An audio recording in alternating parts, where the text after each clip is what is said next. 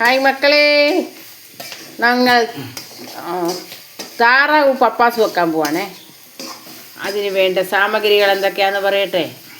ഇത് കണ്ടോ, ഇതിനകത്ത് സാമഗ്രികൾ: കടുക് വറക്കുക, തേങ്ങാക്കൊത്ത് വറക്കുക, ഇഞ്ചി, പച്ചമുളക്, വെളുത്തുള്ളി, കരിവേപ്പില ഇട്ട് കടുക് വറക്കുക, കിഴങ്ങെടുക്കുക, സബോള ഇടുക, വഴറ്റുക.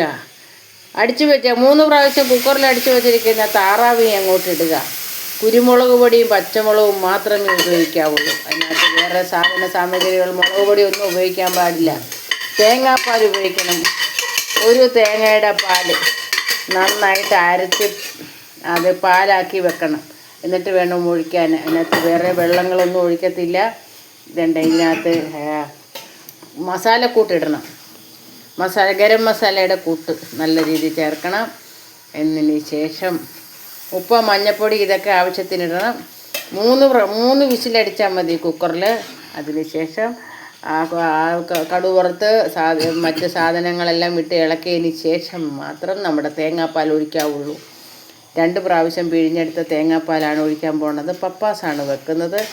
ഇതിപ്പോൾ ഇതിനകത്ത് ഇട്ടിരിക്കുന്നത് ഇഞ്ചി, പച്ചമുളക്, വെളുത്തുള്ളി, കരിവേപ്പില ഇതെല്ലാം ഇട്ട് കിഴങ്ങ് 2 കിഴങ്ങിടണം. പപ്പാസ് വെക്കുമ്പോൾ കിഴങ്ങിടണം.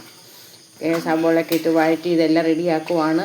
പച്ചവെള്ളം ഒരിക്കലും ഒഴിക്കരുത്. തിളപ്പിച്ചാറിയ വെള്ളം മാത്രമേ ഒഴിക്കാവുള്ളൂ. കഴിച്ച് നോക്കുന്നുണ്ട്. ഇനി തേങ്ങാപ്പാൽ ഒഴിക്കാൻ പോവാണ്. തേങ്ങാപ്പാൽ ഒഴിച്ച് റെഡിയാക്കി കഴിയുമ്പോൾ പപ്പാസ് റെഡി. തേങ്ങാപ്പാൽ ഒഴിക്കാൻ പോകണു. തേങ്ങാപ്പാൽ കൊണ്ടുവരുന്നുണ്ട്. തേങ്ങാപ്പാൽ ഇതേ കണ്ടോണം.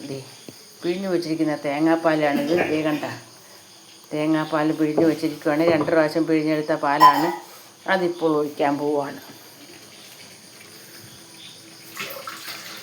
തേങ്ങാപ്പാൽ ഒഴിക്കുന്നു. വേണ്ട,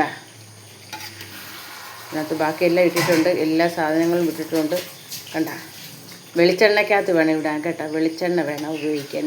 മറ്റുള്ള എണ്ണകളൊക്കെ ഉപയോഗിച്ച് കഴിഞ്ഞാൽ അതിൻ്റെ ഒരു ഗുണം കിട്ടത്തില്ല. വെളിച്ചെണ്ണ ഒഴിച്ച് എടുക്കണം. ഒഴിക്കട്ട, പാലൊഴിക്കാൻ തിളച്ചു. എന്താ ഇളക്കി അതൊന്ന് മസാല യോജിപ്പിച്ച് എല്ലാം റെഡിയാക്കിയതിന് ശേഷം മാത്രം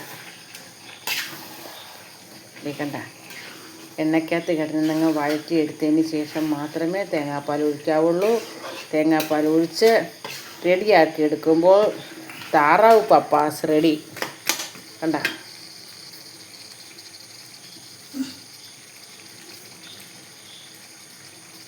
കണ്ട, ഇങ്ങനെ നിങ്ങൾക്കും താറാവ് പപ്പാസ് വെക്കാൻ ആഗ്രഹമുണ്ടെങ്കിൽ ഇത് നോക്കി ചെയ്താൽ മതി.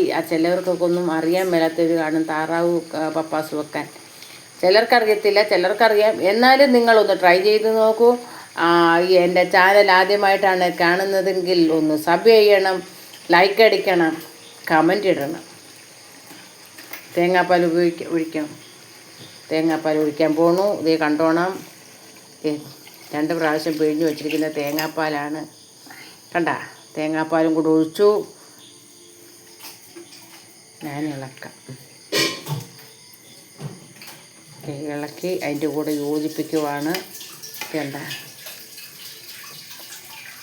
പപ്പാസ് റെഡി. കണ്ട,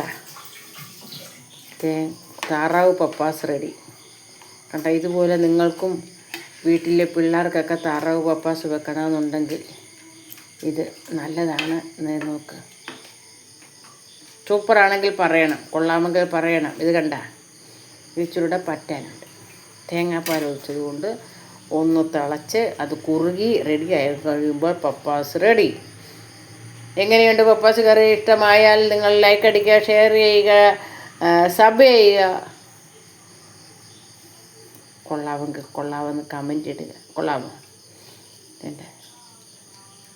ഇത് പറ്റാനുണ്ട് കേട്ടോ. നല്ല പറ്റി കുറുകി നല്ല പപ്പാസ് ആയതുകൊണ്ട് കുറച്ച് വെള്ളം വേണം. ഇത് തേങ്ങാപ്പാൽ ഒഴിച്ചത് കൊണ്ടാണ്. കണ്ട, തേങ്ങാപ്പാൽ ഒഴിച്ചത് കൊണ്ടാണ്. 2 തേങ്ങയുടെ പാൽ ഒഴിച്ചിരിക്കുന്നത് കേട്ടോ.